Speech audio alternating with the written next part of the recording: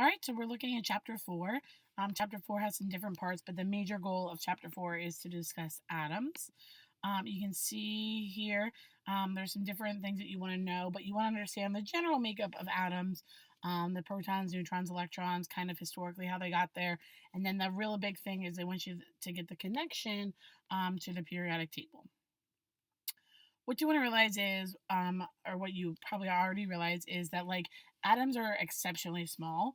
So it's very hard for us to kind of experience an atom. We're never going to hold just one atom in our hand. But you want to realize that like groups of atoms come together and they form large amounts of elements. And obviously, like the properties of the individual atoms like impact how the elements that we interact with and the compounds we interact with. The first people that they talked about any kind of like how divisible matter was were Leucippus and Democritus. They both kind of mutually agreed on the idea of that there was this thing that was like no longer divisible. And Democritus is given credit for actually coming up with the word atomos, which is Greek for indivisible. They didn't have any scientific backing. They didn't have any research on this. These are just two cool facts if you want to take a second and look at those. So we are made up of lots of atoms, but this is what's crazy. So mostly the atom is empty space. And if you take all the empty space out of all the atoms of the entire world's population, all of the actual protons, neutrons, and electrons would fit in the volume of a sugar cube, which is just kind of, to me, like astronomical. There's a couple quick video clips you're going to watch. The first one is actually made with atoms, which is kind of cool. If it likes us, there we go.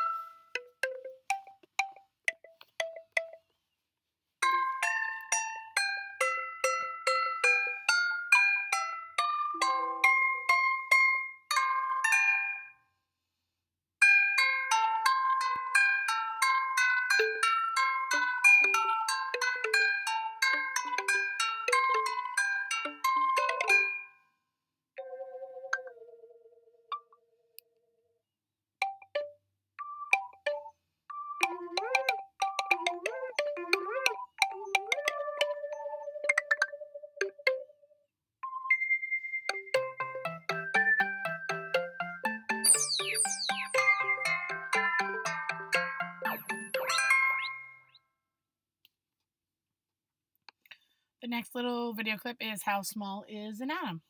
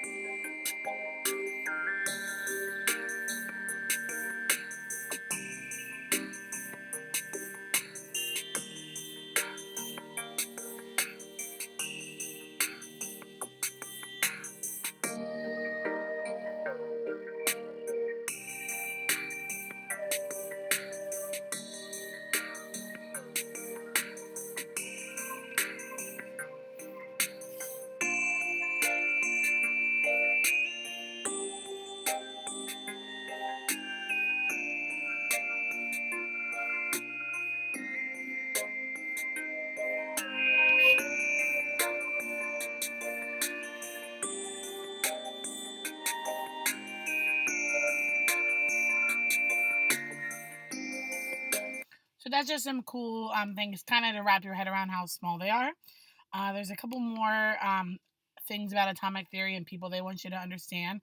So about 2,000 years later, we're now into actual like research, and John Dalton came along.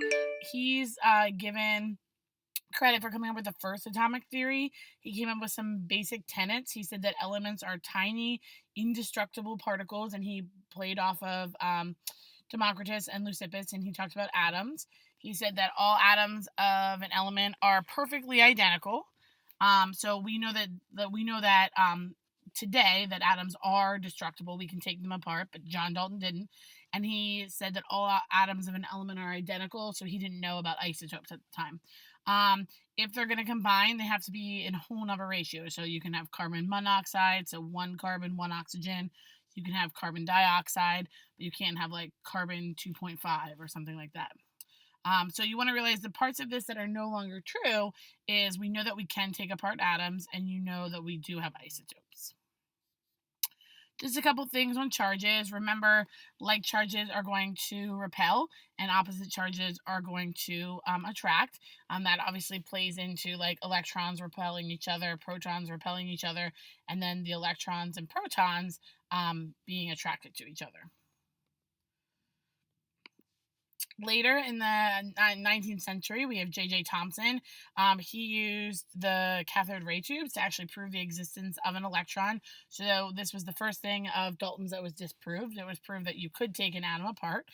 He found out that there are these smaller particles that are smaller than a hydrogen atom, and they carry a negative charge, and they're very small.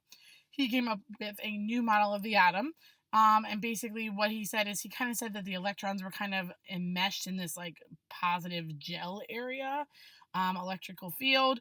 And he said that the mass of the atom was made up of the electrons. We know that's not true, but at the time that's what they believed.